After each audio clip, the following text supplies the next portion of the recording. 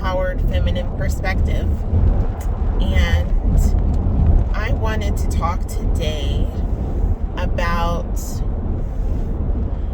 being agreeable and also being someone who is not a magnet for conflict or someone who is not a pot stirrer. So I come across, as I'm sure we all do, a lot of people online who are very opinionated. And that's okay.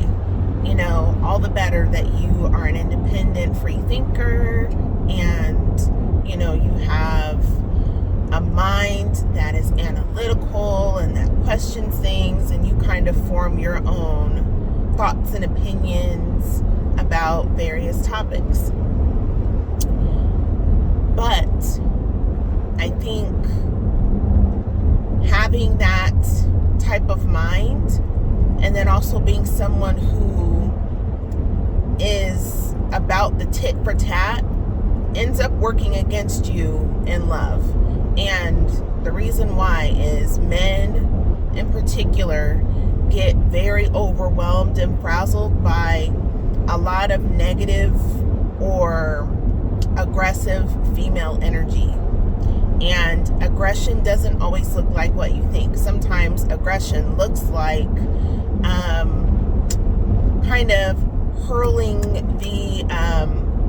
the retorts back at him. So when y'all are talking about something and he has this perspective and you come back with something, you know, quick and in a hurry. And, you know, I know a lot of us sometimes can get some gratification out of checking somebody or making someone aware that they're wrong, or, you know, you wasn't saying that yesterday, or, you know, then why did you blah, blah, blah, you know, and just that kind of energy, it's not positive. It does not cultivate an environment of peace. And something that I teach a lot of the women I work with is men are drawn to atmospheres where they feel peace. So you want to be someone who he feels relaxed around. You want to be someone who he enjoys spending time with, enjoys having conversations with in general. And if you are super quick-witted or you can kind of pop off at the mouth, you know, I talk about this more than I would like to, but it comes up so much because it's rare that I come across women who are like that, and they're either in a relationship at all or their relationship is harmonious and the man is leading, because that's just a turnoff. It's a turnoff for women to be interacting with a woman who is very snappy, a woman who has to be right, a woman who is overbearing, even if you're saying it with a soft voice, even if you're not cussing, even if you're right. Sometimes it is not worth fighting the battle if you want to win the war. And that's more of a strategic mindset where you kind of decide, do you want to devote energy to this issue and deal with whatever the outcome might be, or is it more important that you stay in harmony with your partner?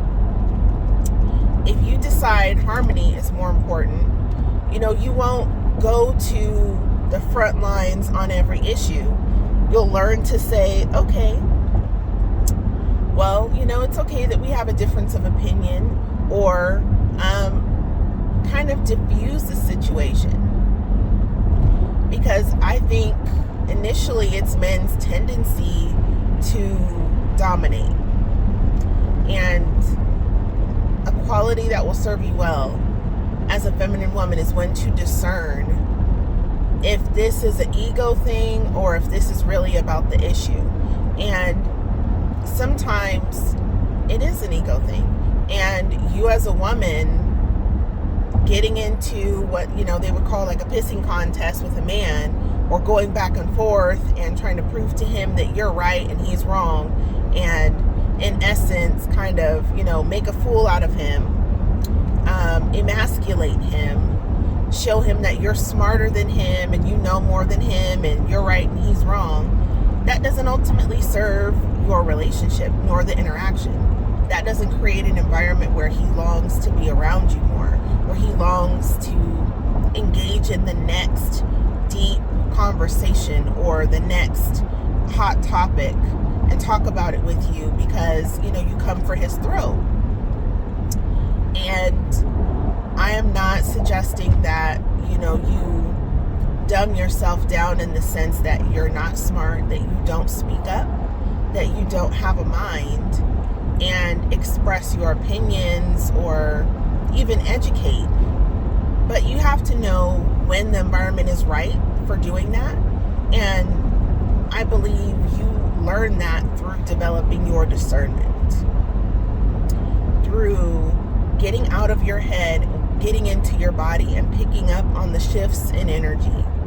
When you can read your man's energy, you can discern, are we really talking about and getting into the actual thing we're discussing, or is this something deeper?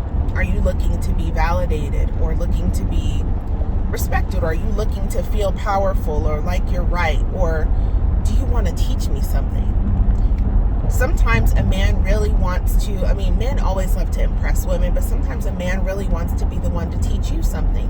And he may not be smarter than you. He may not be more well-read or educated or cultured on a particular topic than you are. But can you allow him that moment to feel like he's leading you, to feel like he's showing you something new? Can you, almost like you would with a child, like a child is showing you, oh, look, mommy, I did this kick. Like, the kick is a kick, but, you let him have, your child, if it's, like your son or daughter, you let them have that moment of feeling like, I showed you something cool, or I'm impressing you, or, I'm showing you how to do something, even if you know how to do it. Like, you don't pop their balloon and burst their bubble by being like, well, I already know, or that's wrong, or that's not right. You allow them that moment of trying to impress you, and you will learn to discern when it's really an issue that, okay, he's misinformed, and it's important that you shed light on what the truth is or the correct information, and that you do that in a respectful way. It's not a battle of wits.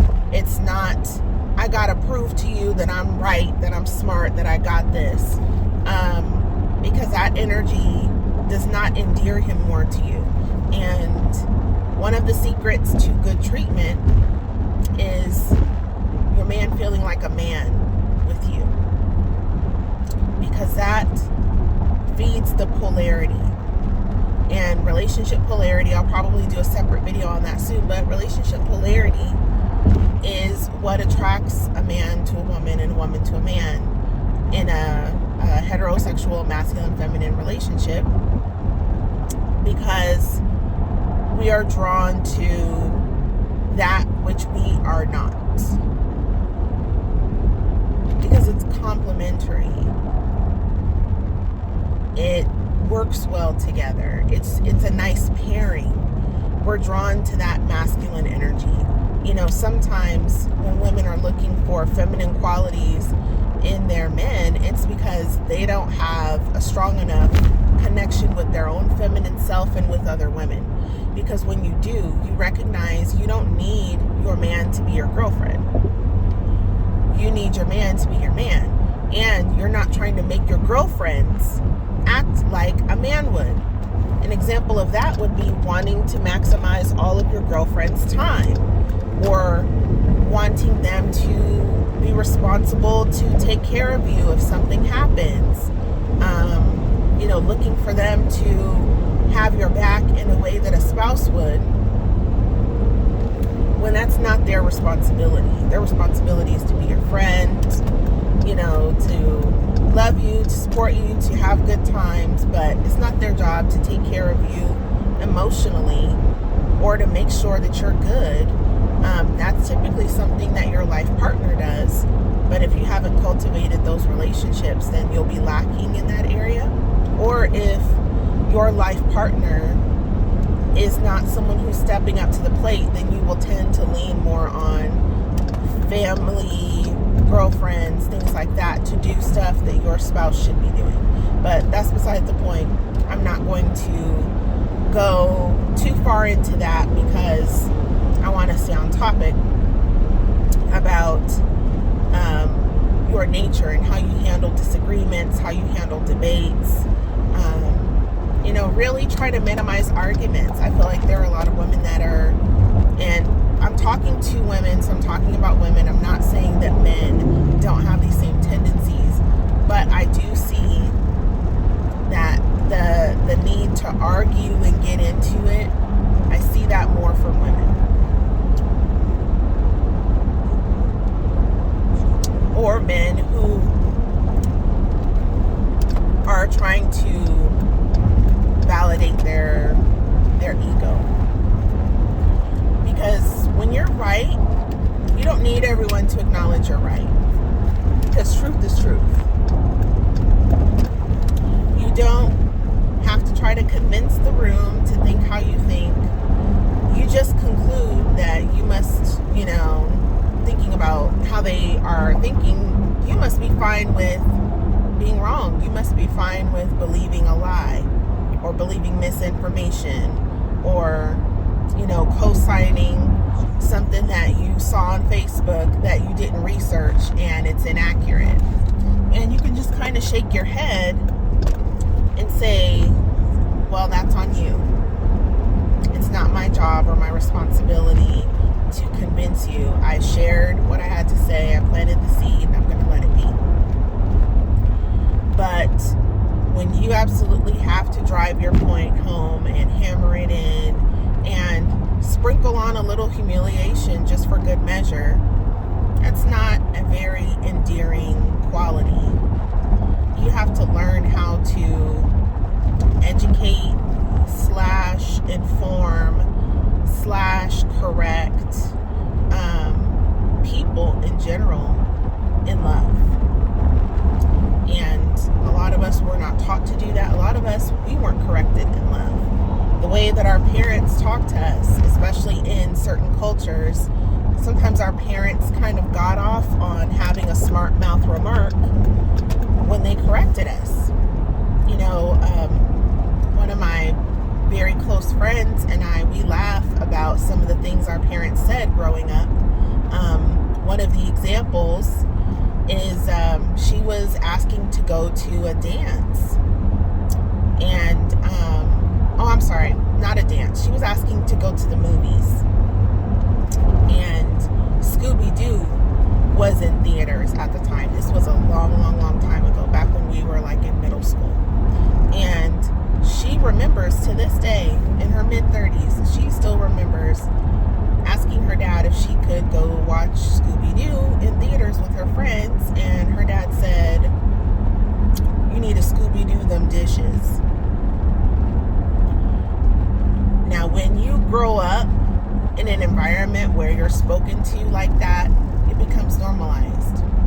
And unless you make a conscious effort to not do that, you end up repeating it because that's what gets encoded on you. It's literally like marinating in that kind of energy. And if you grew up with parents or caregivers who had smart mouths, you'll tend to the same thing. And again, those qualities are not endearing, especially if you are trying to find a mate, if you are trying to show someone that life with you would be good. You don't want them to feel like, yeah, life with you would be contentious. Life with you would be a battle, a back and forth. There's just no feeling of peace. And when I interact with some of the women that I'm talking about, I get that feeling, and I'm not even considering dating them or having a life with them or anything like that. But I'm noticing that you gotta be right. You won't let it go. You are not even hearing my perspective and what I'm saying. You just keep going on and on. And I usually hit them with an okay and kind of, dead the exchange, because I'm over it. I'm not someone who enjoys arguing or back and forth. I really, truly do value peace. And I feel once I've said what I have to say and it's out there, then I'll leave that with you. But I'm not going to go back and forth. And if you get disrespectful, if you get rude, if, you start using words or terms to address me, or any kind of language that shows me you're getting hype, I'm exiting, because I don't have the time for that.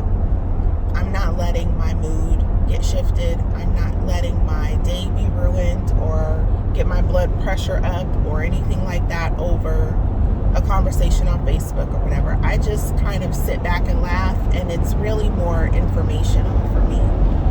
It is more of I'm observing how this person behaves and how they handle issues, how they move in the world. It gives you a little insight into someone's psyche and their triggers and their tendencies. And I believe without the conscious analyzing, men do the same thing. And if they're going to be trying to lead you, and you are someone who is not easily led, you're someone who questions things at every turn, you're someone who's going to dig your heels in and want to come up with an alternate route to get where he's trying to lead you to go, and you're going to be a backseat driver or a passenger side driver, that just equals and spells extra stress for a man, and they tend to not want to engage with that. Now, if you have girlfriends who are into the same thing, they'll go back and forth with you, they'll humor you, but that's really not helpful, because you want to learn and know how to get along with people. You want to be someone who has strong interpersonal relationship skills and is not always playing devil's advocate, is not always taking the opposite side and needing to debate, and seeking that validation, seeking that high from winning, from, crushing somebody in an argument or a debate or even a discussion. That's not a becoming quality. You can rest assured that people talk about you behind your back if you do that. And it's not nice things they're saying. Now, they may still deal with you, but trust that they know your tendencies, and they say, that that's how you are. And they only have so much tolerance and patience for it. But definitely, if you're meeting a man who's new to your life, who isn't your family member or friend or someone you've known for years, and they're considering getting with you, unless he's someone who likes to argue as well, which is going to spell, a relationship of a lot of back and forth, up and down, a lot of just intense energy. That, I guess if that's your thing, that's your thing. But, most people, if you're looking at the long haul, you want to have peace with your partner. You don't want to go through life battling each other. You want to kind of go through life hand in hand, enjoying things and, resting, relaxing in your partner's presence. So, but if you are someone who tends toward that,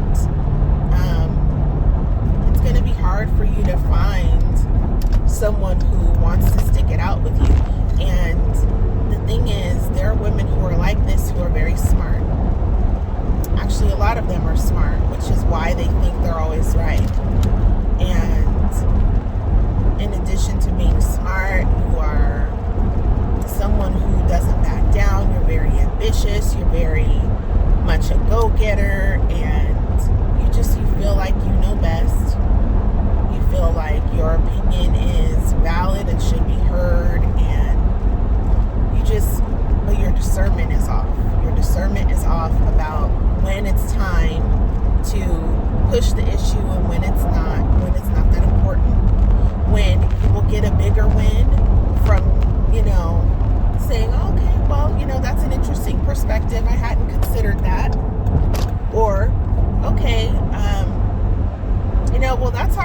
you're entitled, to have your opinion.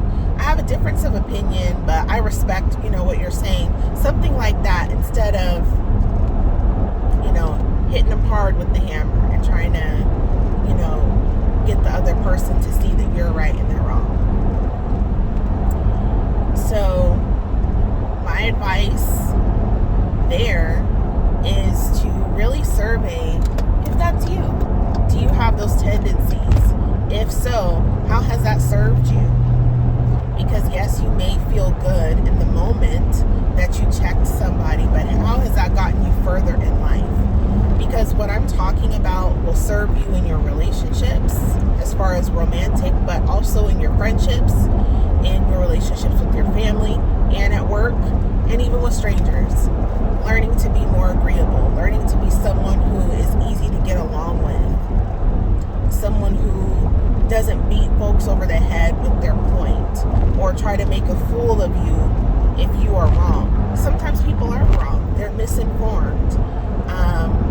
Or they were told something that is only a piece of the truth and they're missing information, or they've interpreted it in an incorrect way and they don't realize that.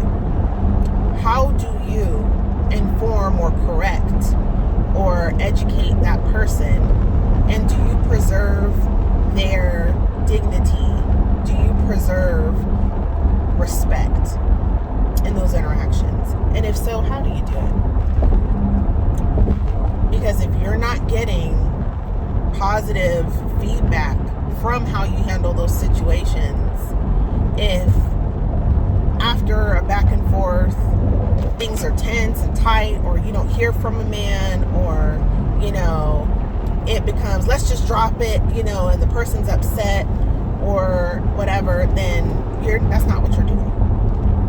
And I know that's how you think you may be handling it, or you're thinking like, well, I should be able to say whatever I want to say, especially if the person's wrong. I'm not going to let them win over me. But again, focus on winning the war, not the battle.